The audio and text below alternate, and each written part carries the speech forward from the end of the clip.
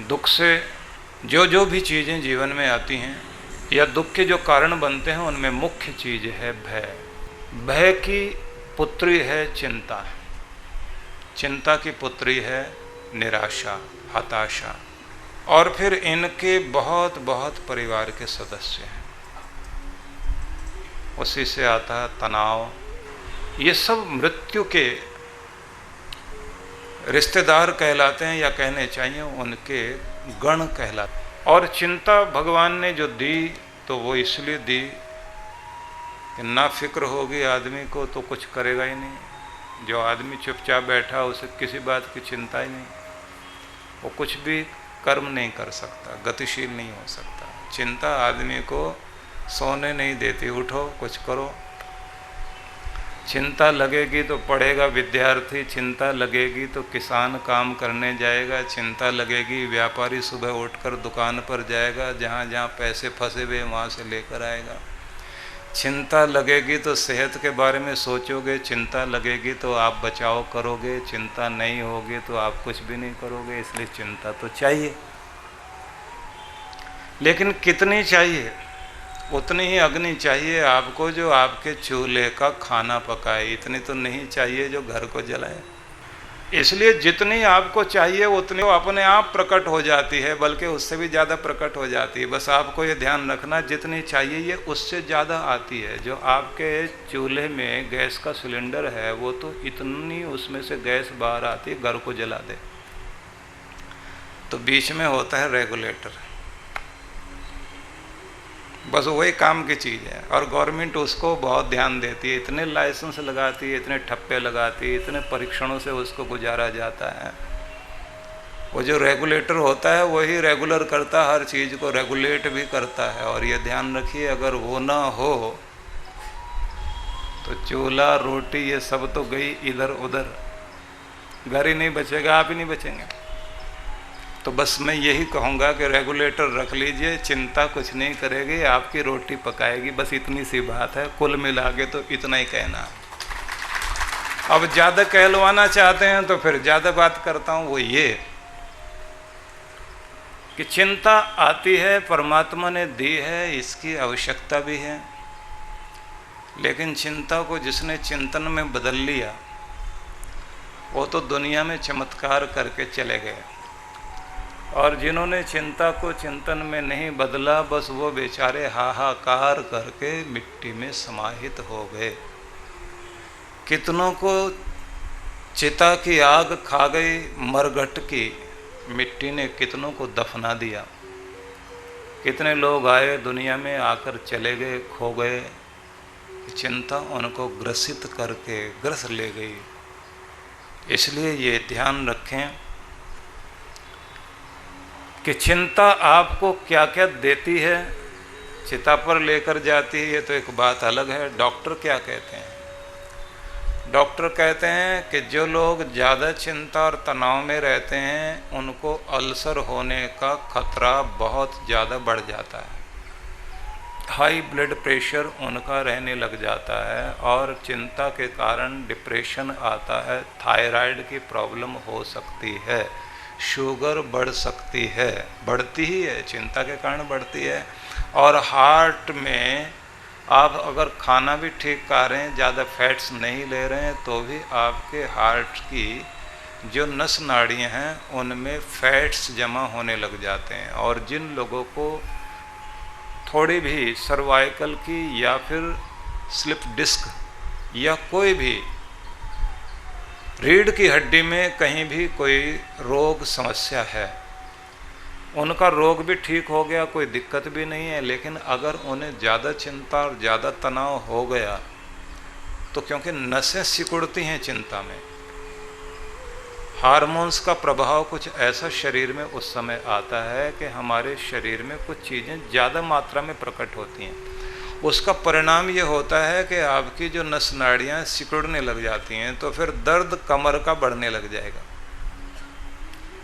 और dentist doctor जो association America की, उसकी एक रिपोर्ट में ये प्रकट किया गया कि जो लोग ज़्यादा डरे हुए और चिंता में रहते हैं उन दिनों उनको दांतों की कैविटी ज़्यादा बढ़ जाती है और दांतों में दर्द भी बढ़ने लग जाता है। कुल मिला के अगर कहें तो आदमी के मारने के लिए जो एक ही चीज़ काफ़ी है वो चिंता ही है, और क्यों ज़्यादा कहलवाओ। जल्दी बाल सफ़ेद हो जाएं, दांत ढीले हो जाएं, आंत गड़बड़ करने लग जाए, घुटनों में दर्द बढ़ने लग जाए, ये सब कुछ इसी के कारण तो है। आप कहेंगे है बुरी चीज़, लेकिन क्या करें, पल्ला पड़ गया, पाला पड़ गया, इसका सामना करना पड़ता है, इसको छोड़ सकते नहीं और इसको घर से बाहर निकाल नहीं सकते, क्योंकि ऐसी सगे वाली बन के बैठ गई है, जाती नहीं है। क्या करें। तो ये समझना पहले तो बहुत ज़रूरी है कि एक व्यक्ति पूरी दुनिया को जीत ले और सेहत गंवा दे तो क्या फ़ायदा। एक व्यक्ति पूरी दुनिया को जीत ले और सेहत गंवा दे तो क्या फ़ायदा। सारी दुनिया का मालिक हो जाए और चैन की नींद नहीं आए तो क्या फ़ायदा। याद हो जाएगा। सारी दुनिया का मालिक हो जाए, नींद चैन से नहीं आए तो क्या फ़ायदा। अन्न धन के अंबार लगे हुए हों और भोजन पचाने की शक्ति ही खत्म हो जाए तो क्या फ़ायदा। हजम ही ना होता हो और घर में रखे हुए बहुत तरह के पदार्थ के जिनको आदमी खा खा कर स्वाद ले सकता है, लेकिन जब हजम ही नहीं होगा तो देख देख के जलेगा, मैं नहीं खा सकता। ऊंचे पद पर व्यक्ति बैठा हुआ हो, ऊंचे से ऊंचे पद पर व्यक्ति बैठा हुआ हो और चिंता, भय, तनाव हर पल भोगना पड़े तो जोड़ लीजिए, सीधा सा है। बड़े से बड़े ऊंचे से ऊंचे पद पर बैठा हो, चिंता, भय और दुख से, तनाव से हर पल गुजरता हो तो उस पद का भी क्या फ़ायदा।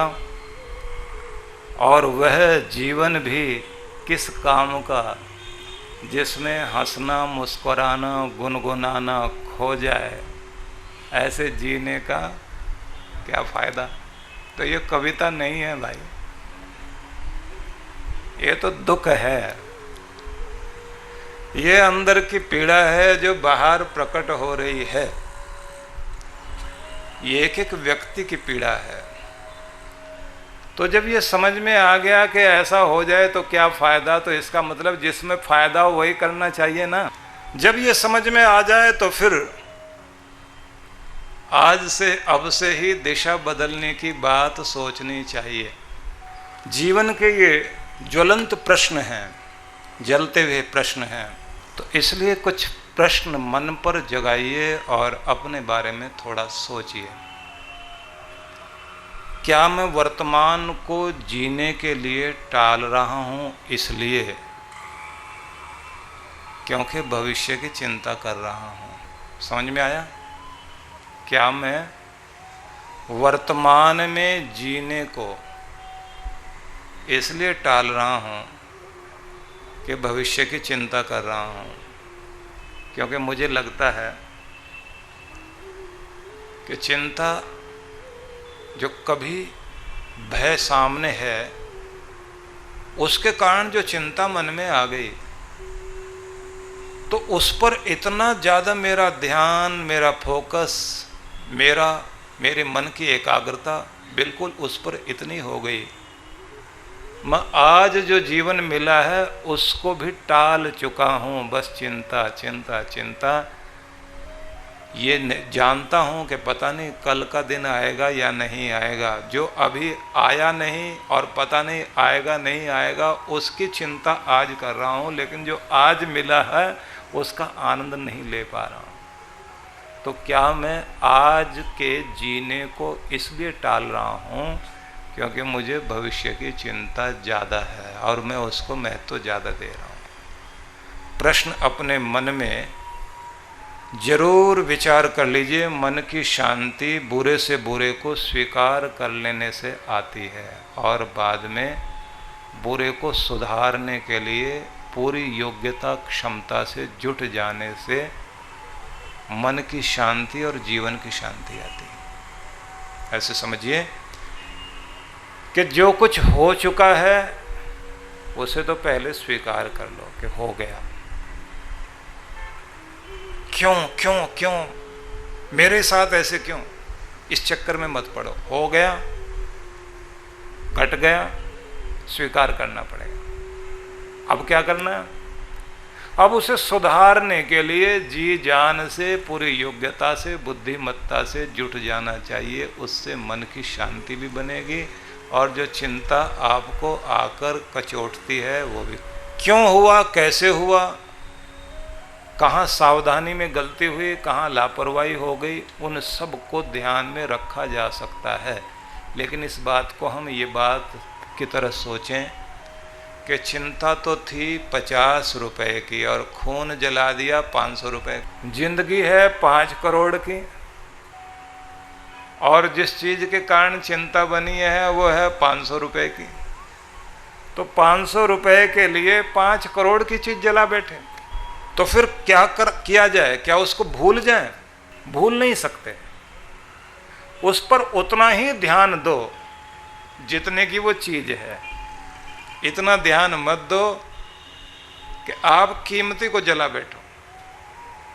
और जैसे कल हमने आपसे कहा था कि समस्या के प्रति 10% ऊर्जा लगाना, समाधान के प्रति 90% ऊर्जा लगाना।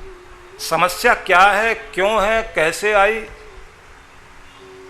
क्या कर सकती, इस पर 10% ऊर्जा लगाना और उसके समाधान में जो कुछ आपको ऊर्जा लगानी है उसी पर ध्यान ज़्यादा दो। सुलझाया कैसे जाए। और ये मत सोच लेना कि कोई भी चीज़ असंभव है। हर चीज़ का इलाज है, हर बीमारी का इलाज है, हर ताले की चाबी है। हर दुख जो भी जिंदगी में है उसका कोई ना कोई निदान दुनिया में है। हर कार्य का कोई कारण है और हर कारण से ही कोई कार्य बना करता है।